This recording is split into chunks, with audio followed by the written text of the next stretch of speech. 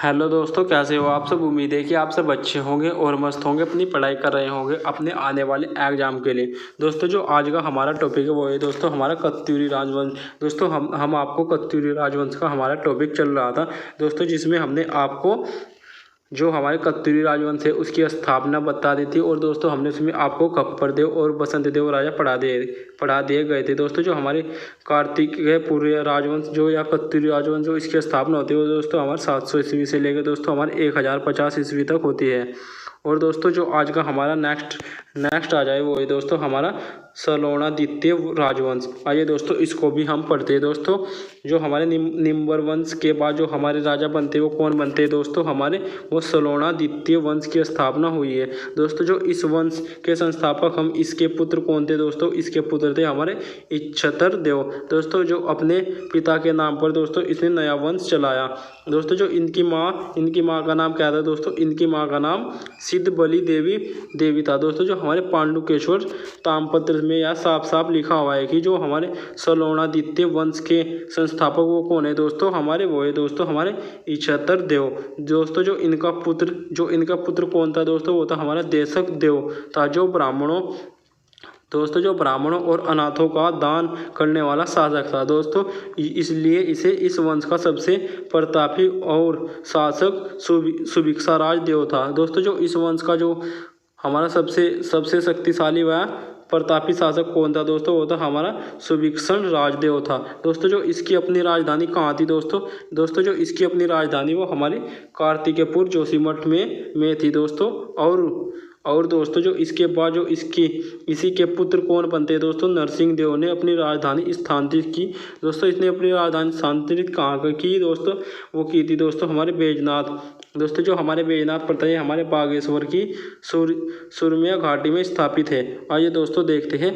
दोस्तों जो हमारी कत्यूरी घाटी में अशांति देव द्वारा जो आस्ति देव की जो किसकी नींव पड़ी दोस्तों, आस्ति देव की नींव पड़ी। आइए दोस्तों देखते हैं हमारा कत्यूरी राजवंश का जो अंतिम शासक कौन है दोस्तों, वो है हमारा ब्रह्मदेव। दोस्तों अगर हमारे एग्जाम में क्वेश्चन बनता है कि कत्यूरी राजवंश का जो अंतिम शासक कौन है, वो है दोस्तों हमारा ब्रह्मदेव। आइए दोस्तों देखते हैं इसको भी हम। दोस्तों जो हमारे कत्यूरी राजवंश के जो मुख्य शासकों के अलावा जनश्रुतियों के जो अनुसार जो प्रीतम देव, धामदेव और अंतिम शासक वो कौन है दोस्तों, हमारा ब्रह्मदेव की जानकारी मिलती है। दोस्तों जो हमारे ब्रह्मदेव को वीरमदेव के नाम से भी जाना जाता है। दोस्तों अगर हमारे एग्जाम में क्वेश्चन आता है और ऑप्शन में कि कत्यूरी राजवंश का जो अंतिम शासक कौन था, अगर दोस्तों अब वीरमदेव आता है तो आपको ये भी सही करके आना है। आइए दोस्तों देखते हैं। दोस्तों यह अधिक अत्याचारी शासक था और दोस्तों इसने कर की आवश्यकता में अधिक वृद्धि कर दी दोस्तों, जिससे हमारे राजवंश में अधम फैल गया। और दोस्तों कत्यूरी राजवंश का क्या हो गया दोस्तों, अंत हो गया। और दोस्तों जो हमारे कत्यूरी राजवंश का अंत होने का जो मुख्य कारण था दोस्तों, जो हमारे ब्रह्मदेव को वीरमदेव के नाम से, और दोस्तों जिसने हमारे क्या किया दोस्तों, इसने कर लेना स्टार्ट कर दिया। और दोस्तों इसने लड़की से जबरन दोस्तों इसने शादी की, और जिससे इसने क्या कर दिया दोस्तों, जिससे राजवंश में अधर्म फैल गया और दोस्तों कत्यूरी राजवंश का अंत हो गया। और दोस्तों जो इसके अलावा जो कत्यूरी शासक के दौरान बनाए गए दोस्तों जो हमारे मंदिर है वो हमारे कहाँ पे, हमारे पांडुकेश्वर, बालेश्वर और कांड्रा के ताम्रपत्र में जो अभिलेखों के आधार पर मिला गया है। दोस्तों जो हमारे कत्यूरी राजवंश से जो संबंधित अभी तक कितने अभिलेख मिले, वो हमारे 5 अभिलेख मिले हैं। आइए दोस्तों देखते हैं, जिनमें दोस्तों हमारे विभिन्न कारकों ने अपने मत अलग अलग प्रस्तुत किए, जिससे आइए दोस्तों अब हम देखते हैं। दोस्तों जिसका अध्ययन हमारे किसने किया है दोस्तों, जिसका अध्ययन हमारे अजय रावत की बुक में राहुल संस्कृत्यान का विवरण के आधार पर किया गया है। दोस्तों अब हम देखते हैं अपने कत्यूरी राजवंश का जो भौगोलिक विस्तार है। दोस्तों जो हमारे कत्यूरी राजवंश ने हमारा शासन किया है 700 से लेके 1000 ईस्वी तक, तो इन्होंने कहाँ से कहाँ तक शासन किया, और दोस्तों इनका भौगोलिक विस्तार को भी देखते हैं। दोस्तों जो हमारे कत्यूरी राजवंश की जो प्रारंभिक राजधानी क्या थी, वो थी दोस्तों हमारी जोशीमठ। दोस्तों ये हमारे चमोली में। दोस्तों जो कत्यूरी नरेशों का जो राज्य वो क्या था दोस्तों, वो चमोली के पश्चिमी सतलुज नदी के से तट से लेकर दोस्तों दक्षिण के मैदान तक फैला हुआ है। और दोस्तों जो हमारे अरब तिब्बत की सीमा में कुछ गांव तक सीमित रहा है। ये किसका काल था दोस्तों, ये हमारे कत्यूरी राजवंश। दोस्तों वर्तमान में है काशीपुर पीलीभीत और संपूर्ण रोहिलखंड के अंतर्गत शासन के अंतर्गत आते हैं। आइए दोस्तों देखते हैं दोस्तों जो हमारे मौर्य वंश की भांति जो कत्यूरी नरेश ने प्रशासन व्यवस्था बनाए रखने के लिए महत्वपूर्ण पद नियुक्त किए गए। आइए दोस्तों उसको भी हम देखते हैं। सबसे पहला है दोस्तों हमारा जो राज्य ने सीमाओं की सुरक्षा के लिए वो क्या किया दोस्तों, प्राप्त पाल नियुक्त किया गया दोस्तों, ताकि बाहरी आक्रमणों से सुरक्षा मिल सके और दोस्तों सीमाओं में होने वाली गतिविधियों की क्या मिल सके दोस्तों, हमें सूचना मिल सके। आइए दोस्तों देखते हैं दोस्तों, जैसे कि कत्यूरी राजवंशों ने जो पहाड़ों पर शासन व्यवस्था स्थापित की। दोस्तों जो है कत्यूरी राजवंश थे, ये हमारे पहाड़ों पर ही इन्होंने क्या किया, अपने पहाड़ों पर ही अपनी शासन व्यवस्था स्थापित की। और दोस्तों जो इसके क्षेत्र में जो सभी पहाड़ों पर रक्षा की। और दोस्तों इसके अलावा के लिए इन्होंने दोस्तों इसके लिए प्रत्येक पहाड़ पर घटपाल नियुक्त किए। दोस्तों अगर हमारे में क्वेश्चन बनता है कि घटपाल कौन थे, तो ये थे दोस्तों जो पहाड़ों पर नियुक्त किए गए। आइए दोस्तों देखते हैं दोस्तों जो इसके अलावा जो सड़क परिवहन की सुविधा बनाए रखने के लिए इन्होंने वरमपाल पद की स्थापित की। और दोस्तों जो वरमपाल सीमावर्ती मार्गों से आने वाले प्रत्येक व्यक्ति पर कड़ी निगरानी रखते थे।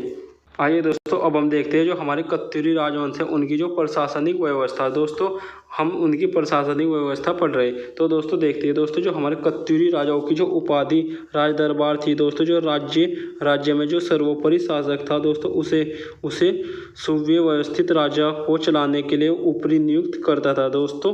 जो जनपदों को प्रांतों में विभाजित किया गया और दोस्तों जो प्रांतों को जिलों में और जिन्हें विषय कहा जाता है दोस्तों, जो विषय संचालक को विषयपति कहते हैं दोस्तों। जो हमारे कत्यूरी शासक को हमारे 5 विषयों में विभाजित किया गया था। आइए दोस्तों देखते हैं। सबसे पहले दोस्तों हम देखते हैं जो हमारे कार्तिकेयपुर विषय वो होता है दोस्तों हमारे चमोली जिला वाला क्षेत्र। दोस्तों जो टनकपुर विषय ये था हमारा अलकनंदा भागीरथी संगम से उत्तर वाला क्षेत्र।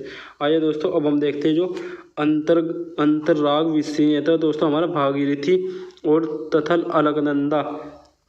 अलकनंदा के मध्य वाला क्षेत्र। आइए दोस्तों देखते हैं अपना जो नेक्स्ट विषय दोस्तों हमारा एथल विषय है हमारा भागीरथी तथा यमुना वाला क्षेत्र। और दोस्तों जो मायापुर हाट ये दोस्तों हरिद्वार के निकटवर्ती भाबर क्षेत्र पर है।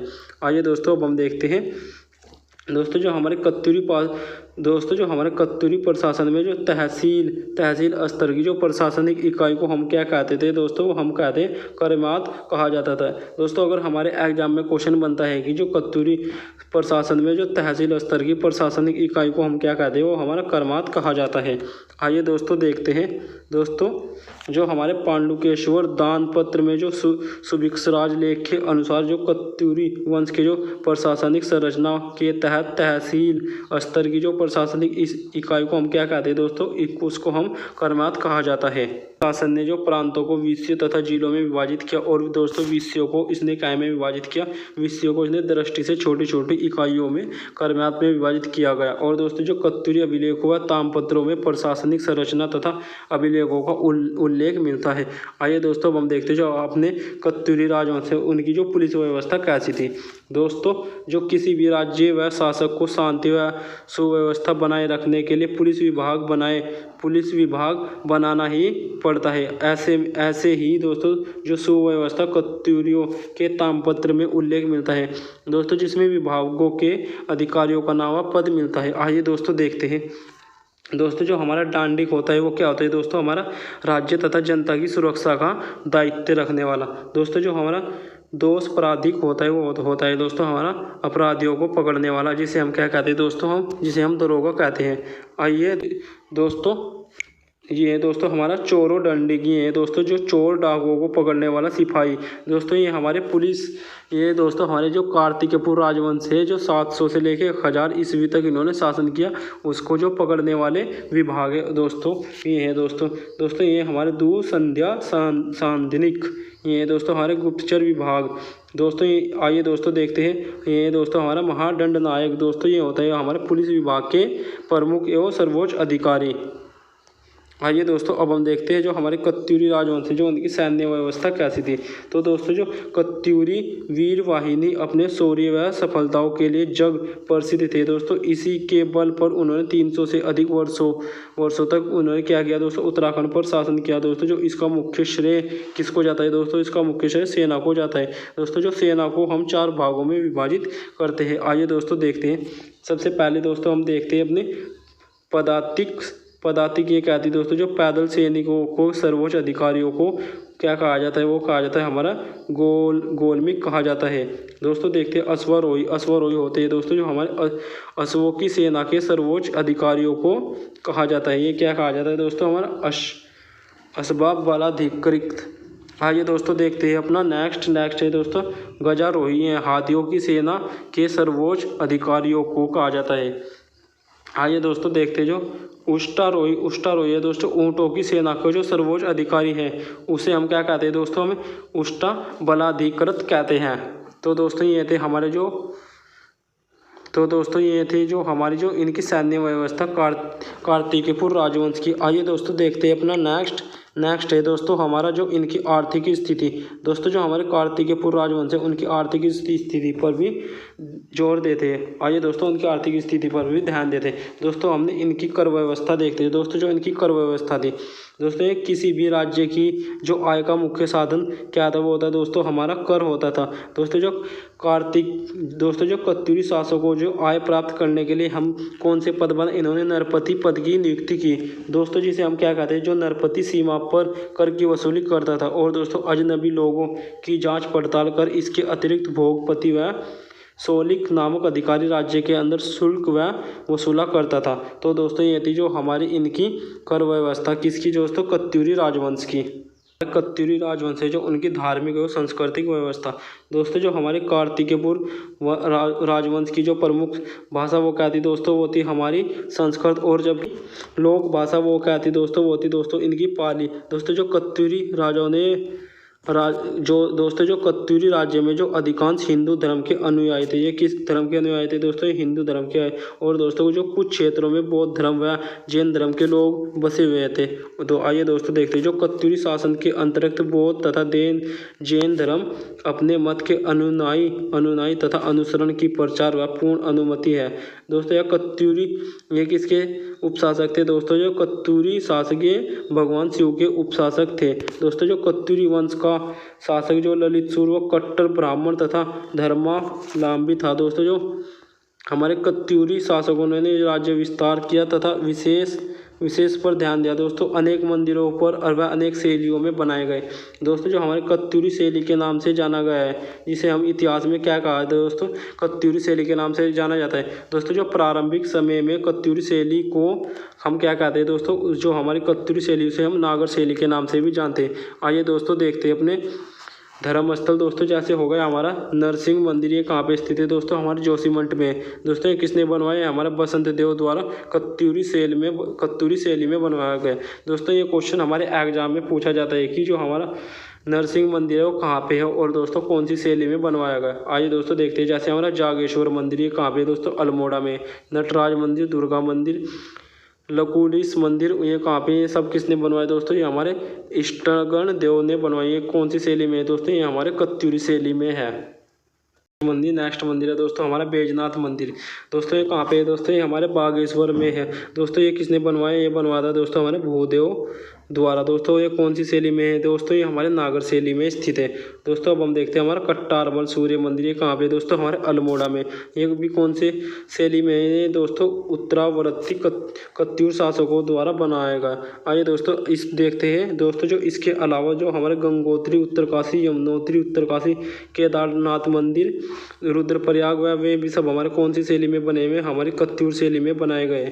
कौन से मंदिर, गंगोत्री, यमुनोत्री और दोस्तों हमारे केदारनाथ, ये सब हमारे कौन सी शैली में बने, ये हमारे कत्यूर शैली में बने।